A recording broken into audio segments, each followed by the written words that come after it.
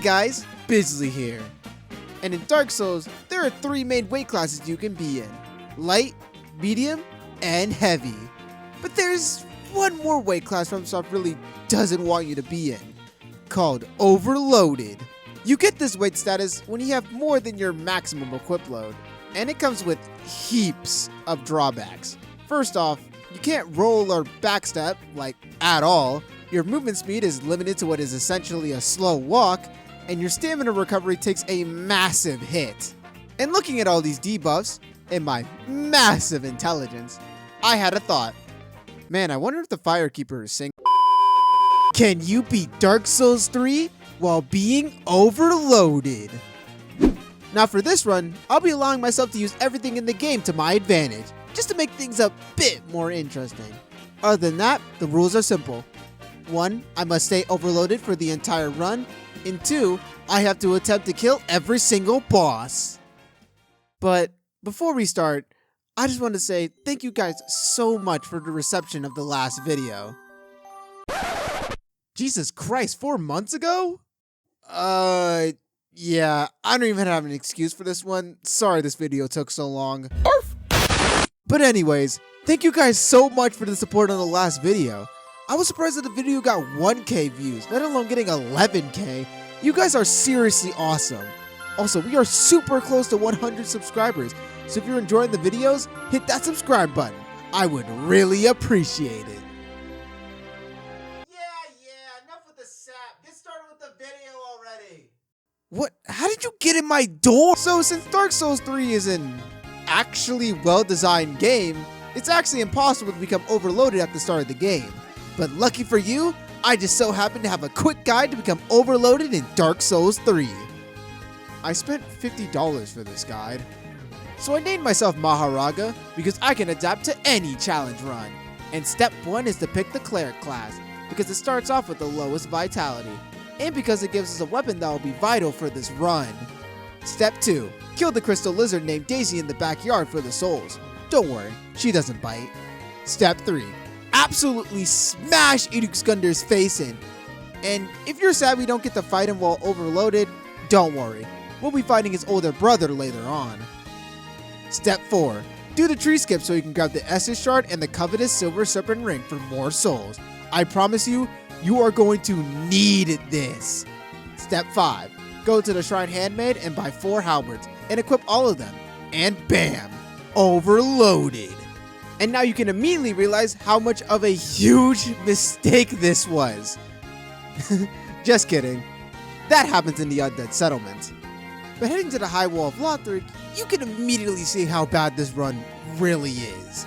Since we now move at the speed of a glacier, we're forced to fight every single enemy in our path, and that really makes you rethink how you tackle certain sections of these areas. Like take this dragon area for example. Usually you would just run past this area no problem, but because of our slow movement, we now have to slowly walk through this area taking the flames. Luckily the enemies are as susceptible to fire as we are. But that's not even the worst part. Not even close. Because right after those enemies, we have this night enemy. And as you can see, walking past him is not a good idea. This challenge run turns what is essentially a random enemy into a full-blown boss battle. He can easily power through our shield, and with us not being able to dodge his attacks, we just have to sit there and tank his hits, which do crazy amounts of damage for even this early in the game. But after those deaths, I finally found the thing that'd be the key to our salvation. And luckily enough, we're holding it right in our hands. The Mace. Already being a pretty good weapon already, but it also has a skill that will be integral to make any progress on this run, called Perseverance. When used, it will temporarily increase our poise and reduce damage done to us. And with this at our disposal, the night enemy went from an impossible challenge to a still very hard challenge. The whole fight felt like luck, praying that he gave me a good moveset while also giving me enough time to heal. But after a couple of attempts, we finally got a run where instead of immediately slicing me to bits, he hanged back with a shield giving me enough time to heal. And using the opening he gave us, we were finally able to take him down. And we finally made it to the bonfire that you can get to in about 10 seconds on a normal playthrough. This is going to be a long run, isn't it? Now, I won't be going into that much detail about every enemy encounter. I just wanted to show off how much not being able to just run past everything really changes how you have to play. Anyways, I used the souls I accumulated to level up my vigor, and then went through the rest of the area grabbing as many upgrade materials as I could. And even though I'm probably gonna get steamrolled, I still want to see how well we fare against Vord of the Boreal Valley.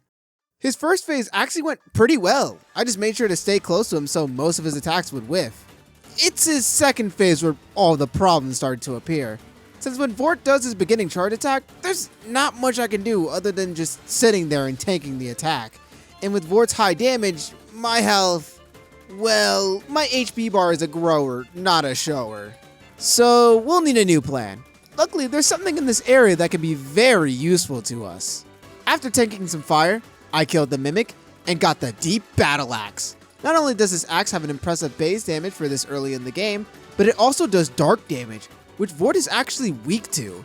And after leveling health and upgrading the Deep Battle Axe to +1, we take another attempt at Fort. And this time it actually goes a lot better.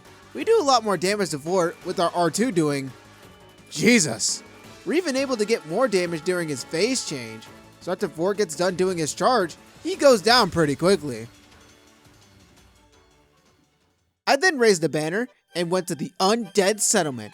Not much happened in the area, at first. I went and grabbed Loretta's bone for later, got the Estus shard, and talked to Core next to the swamp so I can recruit him to Firelink Shrine. And then slowly made my way to the sewers so I can get a shortcut for my bonfire. And now this is when the area really started to become terrible. Partially because of these terrible red gnomes. Not only do these guys do absolutely ludicrous damage to us, which we just have to stand there and take, but they also do bleed buildup, which when proc does a huge chunk of our health. So yeah, fighting these guys is practically impossible, especially since we have to fight 2 of them on the bridge. Luckily enough, you can bait them off the bridge by just chucking something at them, or just barely going in their detection range. Don't ask me how long it took me to figure that one out. I spent way too much time here. But wait, that's not even the worst part. Not even close. Since the door that opens to the Road of Sacrifices is blocked by an Ethereal Knight. The enemy that you would usually just run past on any other playthrough has now been turned into a required boss thanks to this run.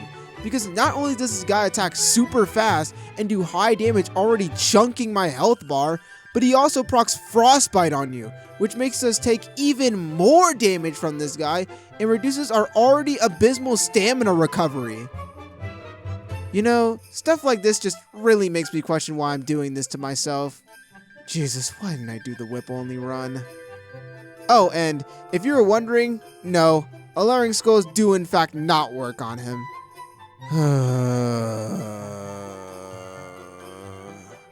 Alright, new plan. Let's just go around and do some other stuff while I think of a new strategy. No, this isn't stalling. Be quiet. I went and made peace with the giant to make traversing this area easier, killed the demon with the Onion Knight, and grabbed the large club. Fun fact, because of this weapon's weird jumping R2, it's actually possible to use it to cross a gap to the undead bone shard. I then used a light crossbow to shoot down the body and grabbed the northern set, which is a huge upgrade from the set that I was using before. I then grabbed the flinch ring, which increases your damage based off of how low your weight is compared to your equip load. I'm honestly not sure if he even gives us a bonus for being overloaded, but hey, an increase is an increase. Now you might be asking, Bizzily, what about the Chloranthy ring? The extra stamina recovery would be super useful to you. Well, here's how that went.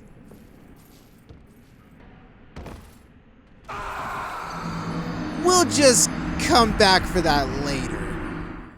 Anyways, a little more collecting later, and we're back to attempting the Ethereal Knight. And even with our new armor, this boss still does quite a bit of damage to us. But there really isn't much else to say. You're just kind of praying that the Ethereal Knight gives you a good moveset to work with. Hope he gives you moves that you can easily counter with Perseverance, while hoping that he chooses more passive moves when you're low, giving you time to heal.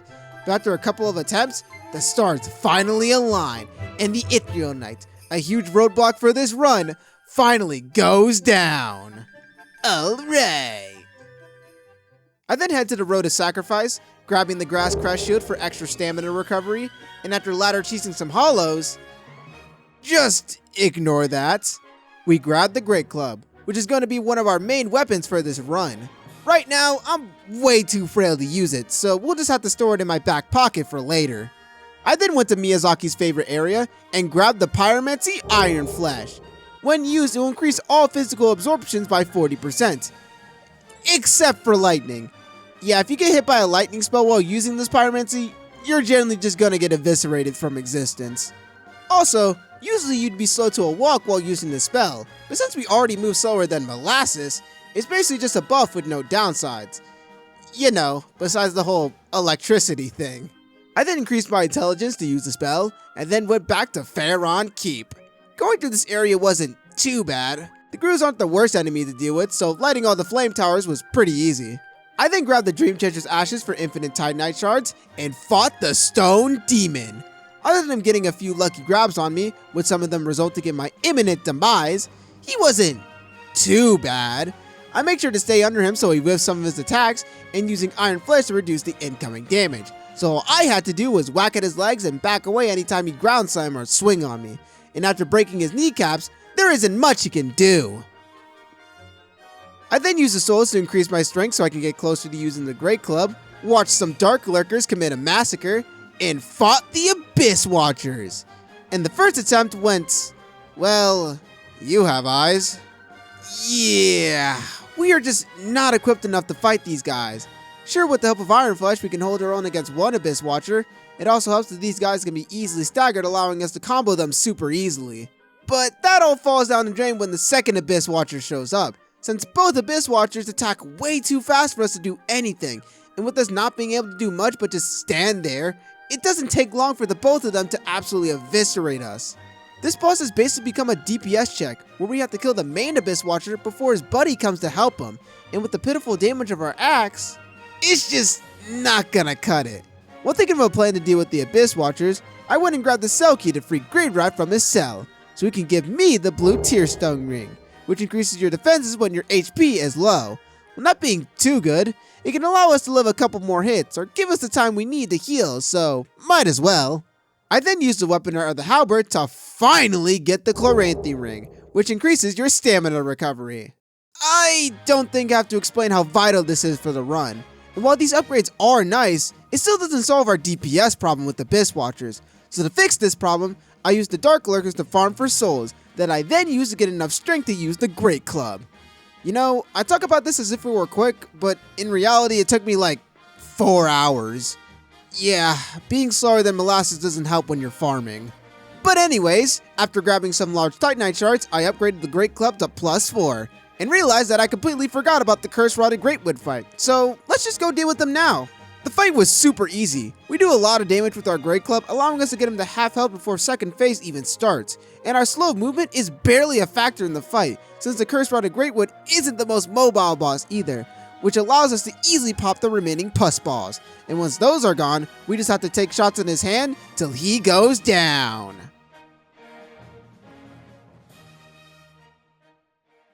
Not really feeling like fighting the Abyss Watchers yet, I decided to go after the Crystal Sage next, and I was really worried about this fight. Because of our slow movement, we are left completely defenseless against this guy's barrage of magical attacks, but the only way for us to dodge them is to use the halberd's weapon art for movement, and the fact that even when we get close to this guy, he has a grab that can just shove us away.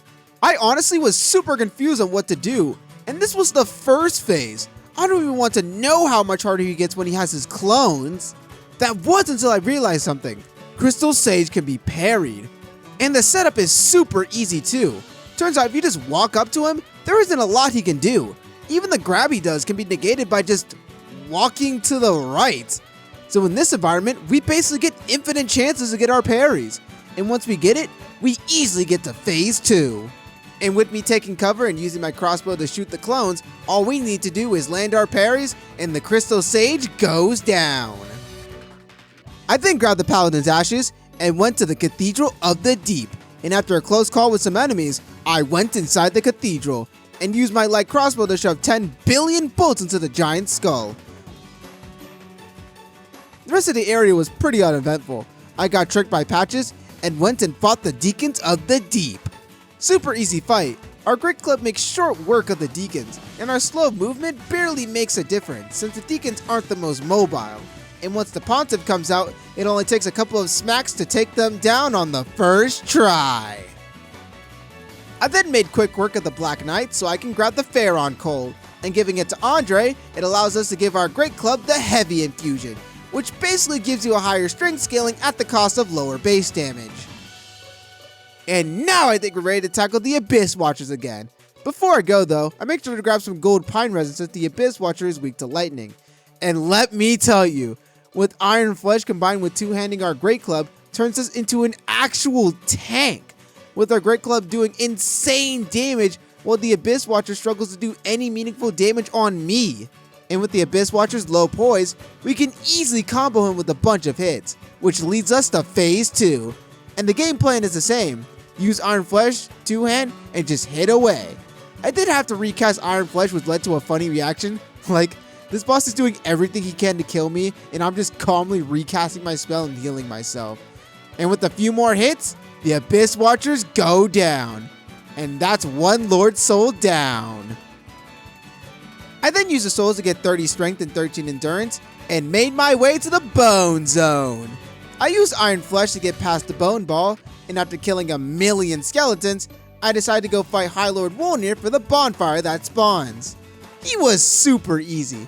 My Great Club makes short work of his bracelets, and using the halberd for mobility, it doesn't take long for him to fall. After getting my bonfire, I went down the ladder, had a quick scuffle with the fire demon, and made it to the smoldering lake. Yeah, it went about as well as you'd think it would for a challenge like this. But anyways, I went around collecting all the large Titanite shards, which I then used to make my Great Club +6. I then killed the worm, who was also a nightmare to get past.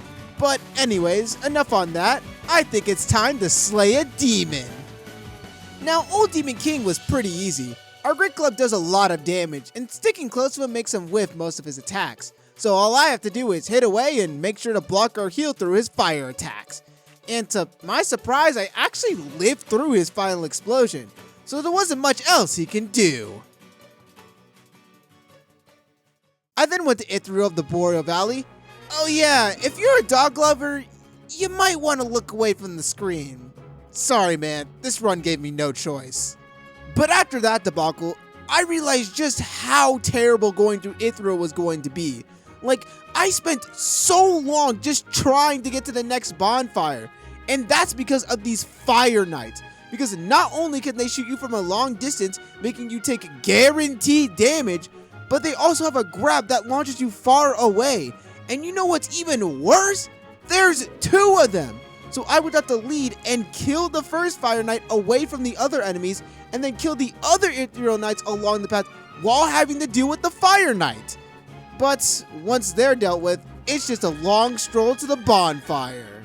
Not much happened in the rest of the area, so I decided that Ithriel Dungeon would be our next location. Nothing interesting really happened in this area either. Aside from the last one we're from, so I decided it'd be a really cool idea just to put 10 billion jailers for no reason. I ended up just slowly taking them out one by one till I could sneak past them, which led me to the Profane Capital. And I immediately went to go fight Yorm the Giant. After grabbing the Storm Ruler, Yorm was still weirdly difficult, even with the Storm Ruler. I mean, you still have to have good positioning so you can charge your sword without getting hit, fail position yourself, and you'll get stun locked by Yorm with no way to recover. Also, it doesn't help that the Storm Ruler is weirdly clunky to use, but once you get the rhythm going, there isn't much that Yorm can do. And with one final swing, he goes down. I then got the Exile Armor. Not only is it a good armor set, but the fashion souls are peak. After leveling up, I smashed some red dude's face in and fought Pontiff Sullivan. And surprisingly, he wasn't that bad.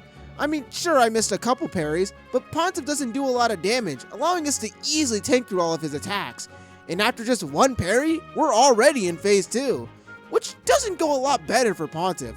Our weapon can easily rip through his clone, and I won't lie, I was kind of sweating for a bit when I ran out of Estus. Luckily, Pontiff gave me an alley-oop for a parry, and once we get the repost, he goes down. surprisingly on the first try. Out of all the bosses, I didn't think Ponta was going to be one of the few I beat on my first try. After getting hit by 5 million fireballs, we run into a little problem. The Silver Archers. These guys are almost impossible to get past with our walking speed and our inability to dodge. We're basically free target practice for these guys. And let me tell you, they hurt. And if we tried to go through, we'd probably just get knocked off by them anyway. But there is a way we can get past them, and it's called shooting them with a crossbow until they die. Now, does this take forever? Yes, but it's the only option we got. To make this process easier, I went to grab the Arbalist from the Cathedral of the Deep, and after making it +5 and buying 99 standard and heavy bolts, I went back to the Silver Archers and did the painstaking process of shooting them once, backing off until they lost aggro, and then shooting them again. Which, yes, took about as long as you'd think it would. But we eventually make it past by slowly shooting at them with the crossbow and hitting them while their back is turned, which allows us to make it to Anor Londo. Now, in preparation to fight Aldridge, I grabbed the Karthus Pyromancy Tome, so I get the Pyromancy Flame Arc. Basically, it coats your weapon in fire, adding fire damage based on your spell buff, which I then used to incinerate a spider, and then tried to use against Aldridge. And that went... yeah, nope. Yeah, I know I only did 2 attempts against him, but combine the fact that he has magic and he can teleport away from me, it's just not happening. We'll deal with him later. Hey lady, gimme. Oh, hey! This isn't what it looks like. I promise she was dead when I got here. Yeah, so for once, Dancer is like actually a problem. First time for everything, I suppose. Since Dancer has a lot of fast attacks and varied moves that just chunk through my health bar. Like, seriously, I feel like this boss is the equivalent of throwing my character into a blender. Oh yeah, I forgot. Dancer also has a grab. And you just know how much I love grabs on the run where we can't dodge, right? During my attempts on this boss, I was lucky enough for one of the Lothric Knights to drop the Lothric Knight Great Shield, which is the second best Great Shield in the game. Nice!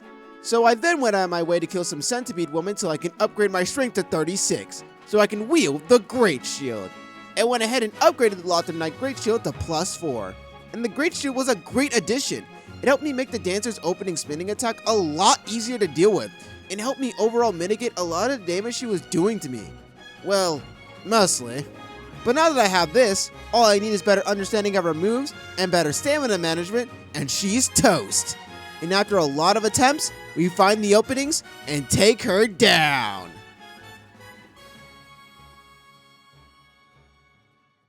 I then used the souls I got to upgrade my strength to 39 and went to Lothric Castle and went through the area grabbing as many Titanite chunks as I could and used them to upgrade my Great Club to +9. I then went to the Consumed King's Garden, and after a couple of deaths, we fight Osiris, the Consumed King. He was really easy. He's a pretty squishy boss, so my Great Club absolutely tears through his health. And the second phase isn't much harder either. All we do is block his attacks with our Great Shield and try and get a hit in whenever we can. And after a few more hits, he goes down. I then use the soul to hit 40 strength for something we'll get soon, and 26 vigor for more health. I then grab the Path of the Dragon emote, and you already know what time it is. Dragonland! I then arrived at Archdragon Peak and slowly made my way to the Ancient Wyvern. The fight wasn't too bad. The difficult part was just going through the area to get to him. But after using my shield to block the dragon's flames and crushing anything that moved, we finally make it to the top and give him one good bonk on the head. Now the journey through Archdragon Peak was very, very traumatizing. Having to go through the same area over and over while being slower than a glacier is not a great time. But after killing a dragon, we can finally get what I came here for. Yes, Havel, the toughest person in history versus the toughest person of today.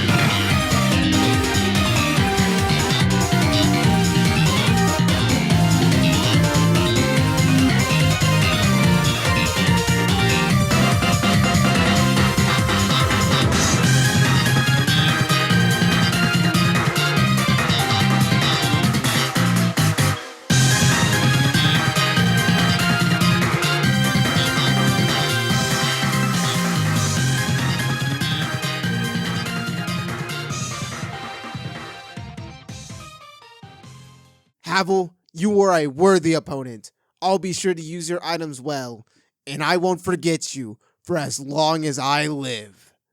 And with this death, we get the Havel Great Shield, which is the best Great Shield in the game, with even having a 100% absorption of physical damage and having high resistance to other elements. And as a Terry on top, we get a Titanite Slab. I then head back to where we fought the Stone Demon so we can get Havel's armor. Not only does it have some of the highest defense in the game, but it gives super high poise, allowing us to tank through some of the heaviest attacks. Reminder, this is what we looked like at the beginning of the game. Guess don't make fun of people you meet in high school. Anyways, I went and upgraded my Great Club to +10 for maximum damage, and went back to Lockdoor Castle and used my crossbow to shoot down the dragon, and went straight to fight the Dragon Slayer armor. Alright, this fight shouldn't be too bad. Okay, just give me a sec. I went back to Archdragon Peak to grab a ring I forgot called the Ring of Steel Protection. It gives you a +10% increase to your physical damage absorption. I hope I don't need to explain why something like this is super useful for this run. Anyways, back to Dragon Slayer. Oh, come on, that one wasn't even my fault. Anyways, this isn't as bad as it looks. Thanks to our Havel's Great Shield, we can negate a lot of the damage coming our way. And honestly, for a boss like this, you have to treat your blocks as your dodge rolls. Basically, play how you normally would, but instead of dodging the attacks, you're blocking and counterattacking when the attack is finished, which gets us to Phase 2, which isn't too bad. Just make sure not to get clipped by his Great Axe. But the principle stays the same. Block when you need to, dodge and sidestep some moves for free damage, and I also make sure I'm constantly moving so I don't get hit by the butterfly's beam attacks. But after a couple of attempts, Dragon Slayer armor goes down. Alright, let's keep up this momentum. I head to the Unattended Graves and fight Champion Gundyr. And this guy, this monster, this maniac was really rough. Now you wouldn't think he would be too bad. He only does physical damage, and we have a shield that has 100% physical damage absorption. But here's the thing, he hits hard and fast, to the point where it's overwhelming. Even if we hide behind our shield, he'll just eat through our stamina until he bats our shield away, leaving us open for counterattack. Or if he doesn't feel like doing that, he can just grab us through our shield. So yeah, that's nice. And with how fast he attacks, he leaves us with no time to counterattack without having to take damage as a result. So what would happen on most runs was he would just pummel me into a corner with there being little I could do to stop it. Well, except for one thing. Parrying, which will stun him, allowing us to get a repost. But we can't just parry him. No. That would be too easy. No, we have to chain parry him. So what that means is that the moment he gets up, we have to parry him to get him back down again, which is a lot harder than it sounds. Since for one, we can just miss, allowing for the boss to get free damage on you. 2, we can just grab you for guaranteed damage. Or 3, maybe the boss just hates you and decides to give you a string of moves you can't parry or are pretty hard to parry. But I knew I could do it. All I needed was to get lucky and for the boss to give me a good moveset. And after a couple of attempts, we finally get Champion Gundyr out of here. Finally. I then grabbed the eyes of the Firekeeper and gave it to her at Firelink Shrine. So, about what I said in the intro, you interested? Oh, also, quick reminder, we still haven't killed Aldridge. Let's go rectify that mistake. Now, Aldridge was annoying and difficult. Since we move so slow, it gives Aldridge plenty of time to spam magic at me. Not to mention the arrows that he throws at you in both phases. And if he just decides to spam magic missile at me, I literally can't do anything about it. And even if you do make it to him, he can just teleport away from us, leaving us to spam the Halber's weapon art to get back to him. But the name in the game is the same. Get close to him while he throws around his easily avoidable melee moves so we can chunk his health bar with our weapon. And rinse and repeat and he goes down. Only one Lord Soul left. I then get my endurance to 25 and head to the Grand Archives. After showing this magic nerd the true capabilities of strength and shoving the 3 NPCs in the lockers, we clear the enemies on the bridge and it's time. Let's go show Lorian how tough we really are. Yeah, turns out not that tough. Now the first phase isn't too bad. we can easily power through his attacks, and he doesn't do a lot of damage on my shield, and our weapon does a ton of damage. Plus, if you hit him enough times in succession, you can get a staggered repost for extra damage. But when we get to second phase, that's when things get pretty bad. His magic attacks are absolutely brutal. Since we have no way to dodge, we just have to eat the attack. Not to mention his Holy Sword attack. The worst thing about it is that it staggers us, leaving us completely vulnerable for the follow-up magic attack. To help, I went to upgrade my Havel's Great Shield to +5, which actually increases the stability to 80, making the shield take less stamina when hit, which is good, but didn't give us the results I wanted. But the main thing that will get you in this fight is just how long it takes to finish. Since not only do you have to kill Lorien just to knock him down, but you also have to kill Lothric, which makes the fight take way longer than it should. It doesn't help the fact that we're essentially on a time limit, since no matter how well we play, the boss is gonna kill us eventually. And this happened over and over and over again. Okay, we need a new plan. The only thing we can take advantage of is Lorien's minus 20% resistance to lightning. And while we can use gold pyresin, the fact that it doesn't give a lot of lightning damage, plus the fact that I have to recast them, don't make them ideal. What is a good strength scaling weapon that also does a lot of lightning damage? Oh, perfect! I then transposed the Dragon Slayer Armor Soul for the Dragon Slayer Great Axe, and then upgraded it to +4. And let me tell you, this weapon does absolute wonders. The main thing that really got us through this fight was its weapon art, because Jesus, not only does it do a lot of damage to Lorien, but it can also hit Lothric on his back, and it does a lot of damage to him too. So the game plan was simple. We used the axe on Lorien and the club on Lothric, and after a few more attempts, the twin princes go down. Wow, didn't think this axe would be that much of a game changer. Now before fighting the Nameless King, there's a couple things I need to do. I went ahead and bought the Tower Key to finish Patch's questline, because he sells an infinite amount of human pine resin, which the Nameless King is actually weak to. And while in the tower, you can get the Estus Ring, which increases the amount of healing the Estus gives you. This will give a nice boost to my survivability. So I ring the bell and fight the Nameless King. Now the King of Storm phase was honestly not that easy, even using the Dragon Slayer axe for extra damage.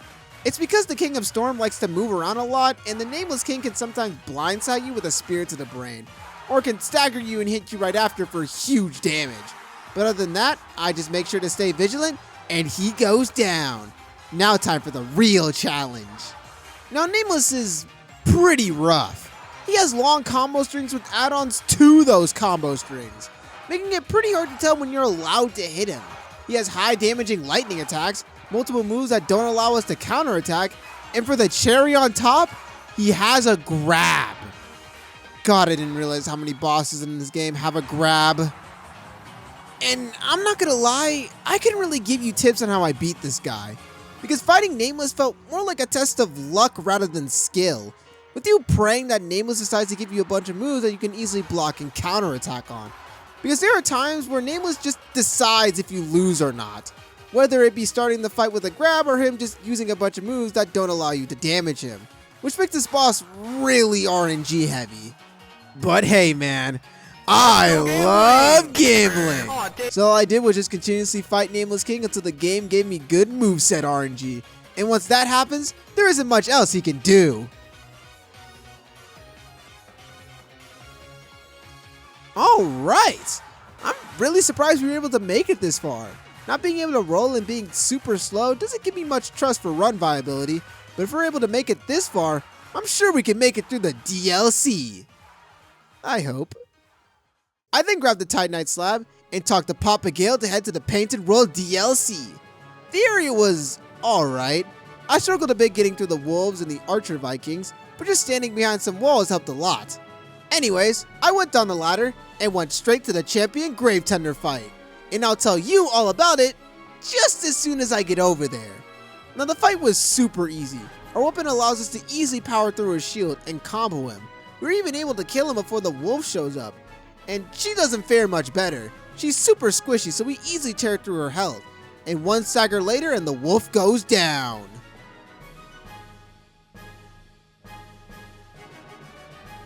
One slide later and we're in the town.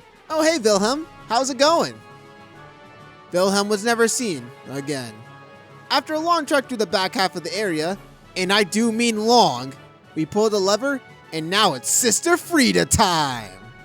And this fight, oh this fight. This transcends just being difficult. It became soul crushing. If you thought the base game was bad, the DLC looks at that and says, hold my beer. Like it was to a point where I was genuinely wondering if the run was even possible. But enough on me talking about it, let's get into it. Now the first phase was pretty simple. She has pretty low poise so we can easily stun her with our hits, and her attacks do minimal damage on our shield. And surprisingly, we can keep up with her disappearing attack, so with a couple more hits, we make it to phase 2. And Jesus, this is where the real nightmare starts. Now the reason this phase sucks so bad is because we have to fight 2 people while our character is essentially a moving boulder. Like it needs to be studied how well they work together. Like look at Father Ariandel.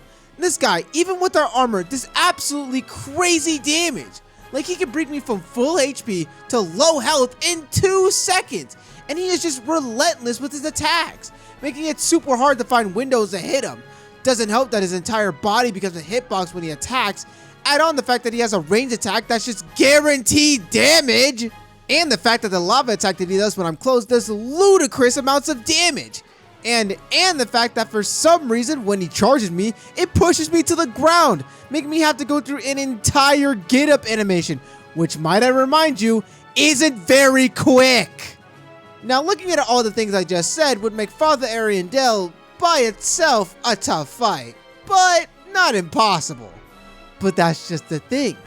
It isn't just Father Ariandel in this fight. Because might I remind you, there are 2 people in this fight. And Sister Frieda makes this fight just as much of a living hell as he does. Now the thing that makes Sister Frieda so terrible is because of her ice attack. Because while you're dealing with Father Ariandel, she can just off-screen hit you with an ice attack, which not only launches you in the air, making you vulnerable to anything Father Ariandel is doing, but it also procs Frostbite. And you know how much we just love Frostbites. And sometimes you're just put into a position where you're guaranteed to get hit by it. So yeah, that's nice. Oh, and there's just other things she can do. It's pretty insignificant. It's just the fact that she can heal the boss, completely resetting your progress, and sometimes there's just nothing you can do about it. If you're not already close to her when she's initiating the heal, she just gets to heal Father Ariandel for free! Again, why'd I do this run? And these guys killed me over and over and over and over and over again across multiple hours. Okay, new plan. How about we get the Millwood Great Boat? That has to work, right?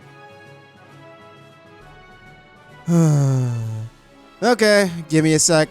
I went ahead and put all the lords on their thrones so I can go to the Dreg Heap early and get the Ring of Steel Protection +3 for even more defense, which didn't give me the results I was hoping for. You know what? Screw it. I'm just gonna power level. I'll be back in a bit.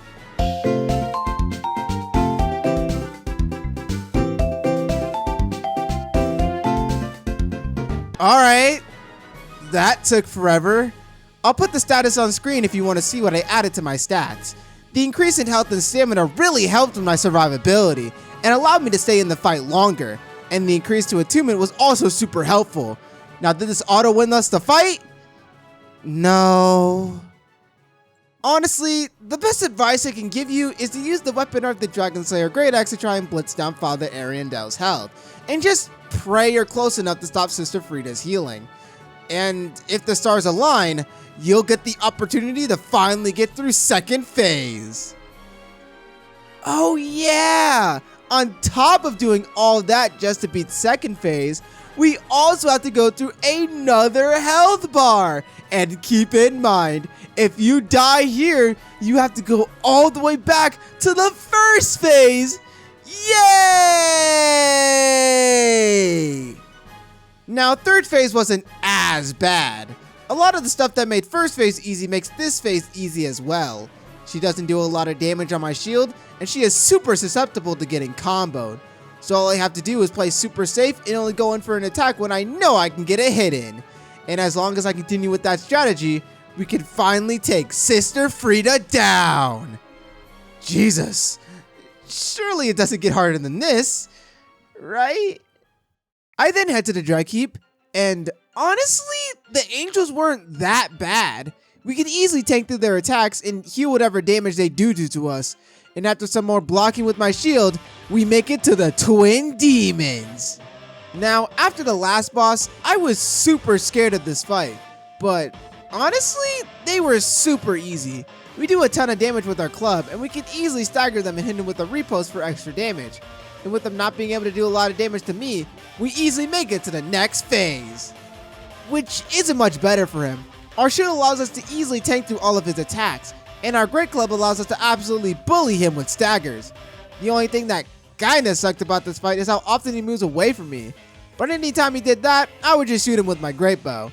And after alternating between hitting him with my club and shooting him with my bow, he goes down. I then raised the banner and went to the Ring City. Finally, the final area. I'm honestly surprised we made it this far. And at the rate we're going, we'll have this run done in no time.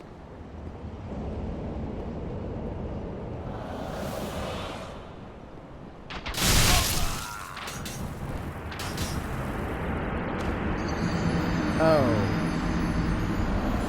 So yeah, we have a problem. Because of the absolute army of summoned archers, walking through here, even with my shield, will quickly lead to my imminent demise. And while we can hide behind cover, with how slow our character moves, there just isn't enough time for us to get to the next patch of rocks before the summoned archers are ready to Swiss cheese me again. So, how are we going to get through these archers? Luckily, there's a secret ability that the Great Shield has. You can two-hand it. Doing this will drastically increase the Great Shield's stability, and combined with Iron Flesh, we can actually tank through the archer's attacks. So all you have to do is position yourself in a way that minimizes the amount of archers shooting at you. And finally making it to this barricade actually gives us the perfect vantage point to shoot the summoner with our Great Bow. So a few more shots later and we can move on. Now the rest of the area wasn't that bad. I sneaked past some headless goons, used my Great Bow to shoot down another summoner, and I was worried about Medear's fire lane, but I easily got through by just blocking with my shield. And after a couple of smacks to the claws and a repost to the face, we send the Abyss Dragon away.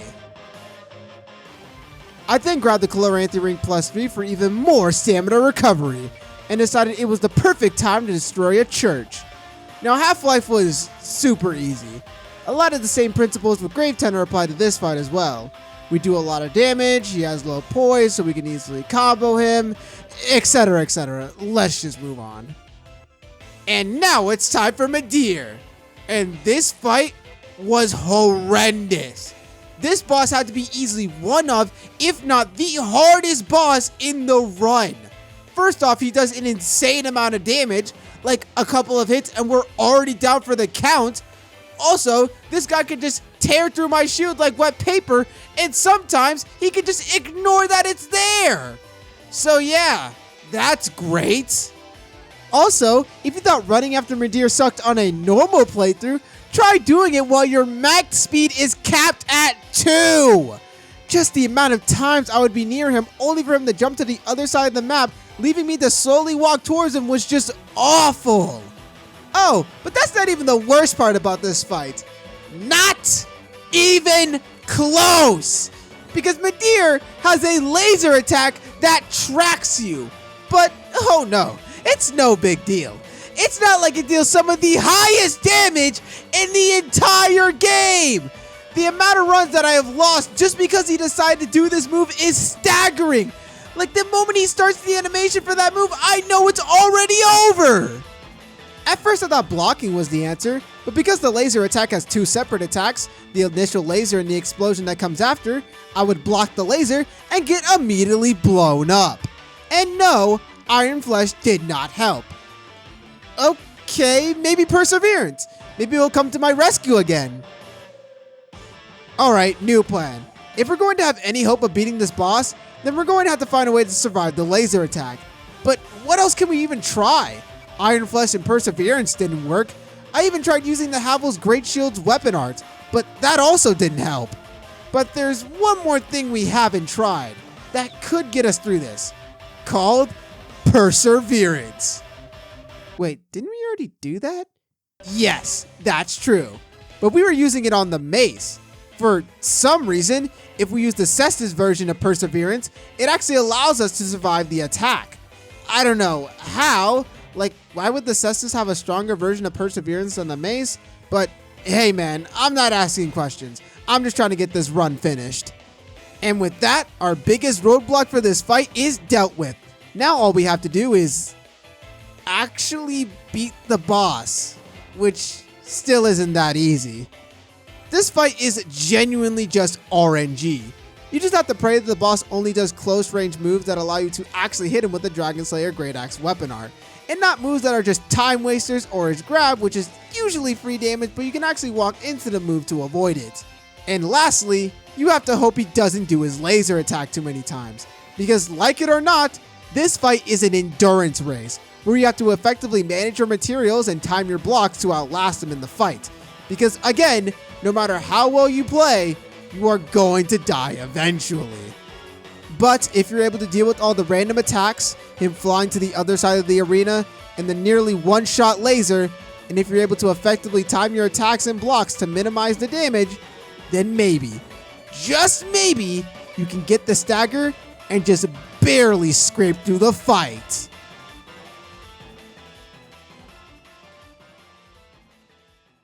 And that only leaves one more in the DLC.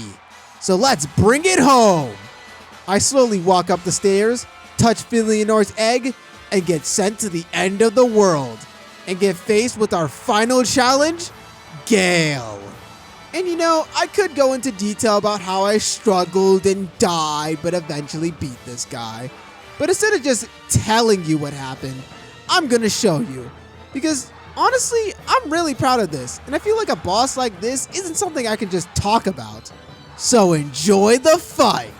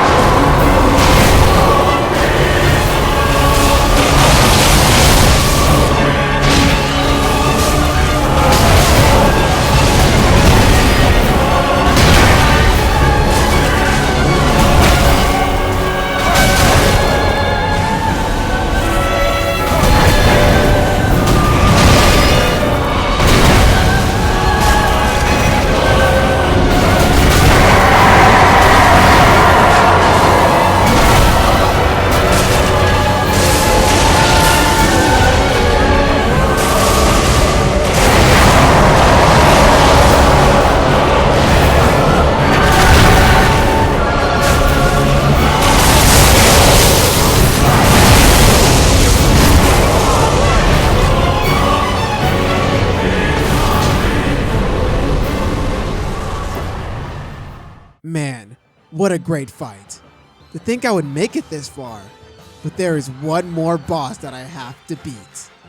We head to the Kiln of the First Flame and fight the Soul of Cinder. And he was really easy. I mean, what were you really expecting? We beat the DLC final boss. This guy is just a glorified victory lap.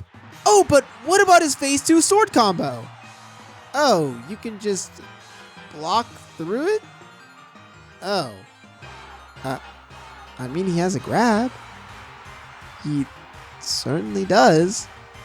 Yeah, there really isn't much else to say. Soul of Cinder down.